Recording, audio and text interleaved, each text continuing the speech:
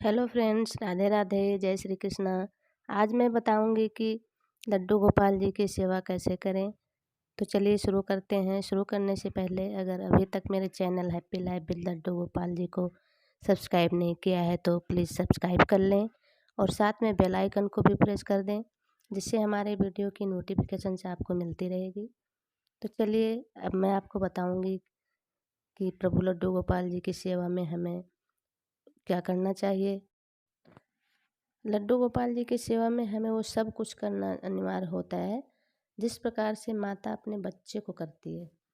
प्रातःकाल से लेकर रात्रि को जो जो देखभाल अपने बच्चे के लिए करती है, सेम उसी प्रकार लड्डू गोपाल जी की सेवा करनी चाहिए।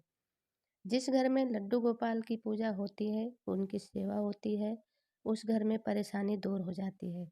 जिस घर में लड्डू गोपाल जी को बड़ी श्रद्धा भाव से उनकी पूजा उपासना की जाती है, उनको खुश रखा जाता है, उस घर के लोगों का मन बहुत खुश रहता है।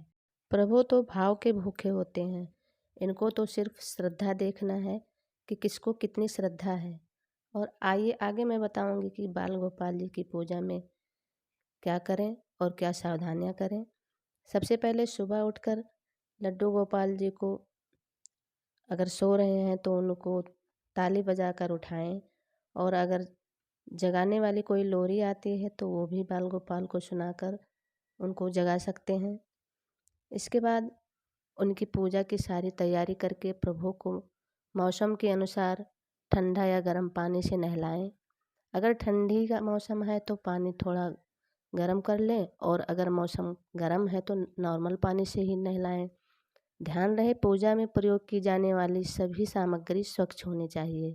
ठाकुर जी को नहलाने के बाद उनको एक साफ तौलिए से साफ करें एवं धुले हुए कपड़े ही पहनाएं।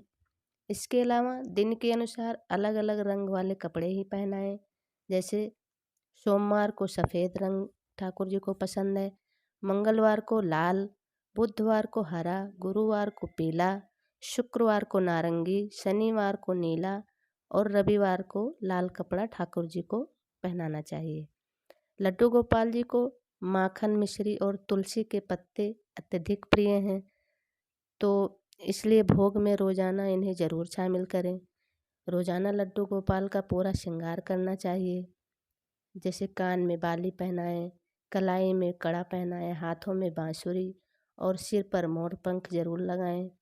श्रृंगार करने के बाद सबसे पहले भगवान गणेश की आरती करें, उसके बाद लड्डू गोपाल जी की आरती उतारें। जब आप ठाकुर जी की आरती कर लें, फिर प्रभु को भोग में जो कुछ भी आपने अपने घर में तैयार किया हो उसका भोग लगाएं। इसके बाद बाल गोपाल को झूला भी झुलाएं। बाल गोपाल को दिन में 4 बार भोग लगाएं, और मौसम के अनुसार अगर ठंडी है तो धूप में लेकर बैठें, गर्म कपड़े पहनाएं, और गर्म मौसम है तो आप अपने बच्चों को नए कपड़े लाते हैं तो ठीक उसी प्रकार लड्डू गोपाल जी के लिए भी नए कपड़े लाएं, जिससे वो भी खुश हो जाते हैं। खासकर जन्माष्टमी पर तो अवश्य लाएं। एक बात जो सबसे ज़्यादा ध्यान रखने योग्य है, जाना चाहिए जिस प्रकार आपका छोटा बच्चा है और आपने उसको घर में बंद कर दिया है, तो क्या वो खुश रहेगा? जिस प्रकार वो खुश नहीं रहेगा अर्थात रोने लगता है, उसी प्रकार बाल गोपाल भी नाराज़ हो जाते हैं। तो कभी भी इन्हें घर में बंद करके नहीं जाएं, जहाँ भी जाएं अपने साथ में लेकर जाएं। और ये भी कहा जाता है कि अगर आपको मजबूरी में कहीं जाना ही पड़ जाए तो घर की एक चाबी लड्डू गोपाल जी को अवश्य देकर जाएं, और प्रार्थना करके जाएं कि हे प्रभु, आप इस घर की रक्षा करें। और आप लड्डू गोपाल जी को अपने साथ घुमाने भी ले जा सकते हैं। और ध्यान रखें कि प्रभु को दिन में कम से कम 4 बार भोग लगाएं।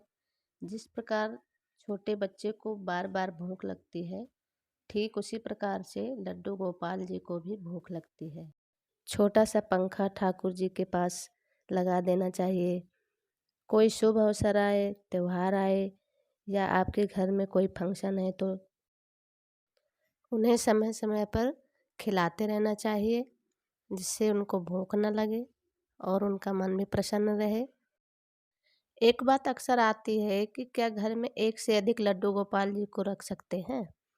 वैसे तो इस विषय पर प्रामाणिक रूप से क्या कहा जा सकता है, पर भाव से देखें तो एक ही रखें। घर का स्वामी एक ही हो। वैसे घर में एक से अधिक बच्चे होते हैं, इसलिए एक से अधिक लड्डू गोपाल जी का विराजमान होना कोई अनुचित नहीं है। ऐसा कहना शायद उचित न हो। हाँ, पर कई बार ऐसा होता है कि परिवार के सदस्यों में आपसी प्रतिस्पर्धा या आपसी खटपट के परिणाम स्वरूप एक से अधिक लड्डू गोपाल जी या कई बार किसी टोटके के रूप में रख लेते हैं। ये उचित नहीं होता है। बाकी तो भगवान और भगत के बीच का भाव है। जाकी रही भावना जैसी, प्रभु मूरत न देखी लड्डू तैसी। गोपाल जी की आवश्यकता का ध्यान रखने का अर्थ ये नहीं है कि उनके लिए बहुत सारा तामझाम करने की ज़रूरत है। लड्डू गोपाल जी तो बालक भाव में हैं। उन्हें तामझाम से क्या काम, उन्हें तो प्रेम चाहिए। सबसे बड़ी बात यह है कि लड्डू गोपाल जी से कोई ना कोई नाता अवश्य बनाएं, चाहे भाई का, पुत्र का, मित्र का, गुरु, कोई भी नाता उनसे बना सकते हैं। जो भी नाता लड्डू गोपाल जी से आप बनाते हैं, उसे श्रद्धा और निष्ठा से निभाएं। आप अपने लड्डू गोपाल जी को कोई प्यारा सा छोटा सा नाम भी दे सकते हैं, जिससे उन्हें स्नान कराते समय, वस्त्र पहनाते समय, खिलौने आदि देते समय या घुमाने ले जाते समय इस नाम से प्रेम के साथ पुकारें। बिल्कुल अपने घर के सदस्य की तरह रखें। ठाकुर जी की सेवा विधि की जानकारी आपको कैसी लगी, प्लीज़ कमेंट करके ज़रूर बताएं। जय श्री कृष्ण।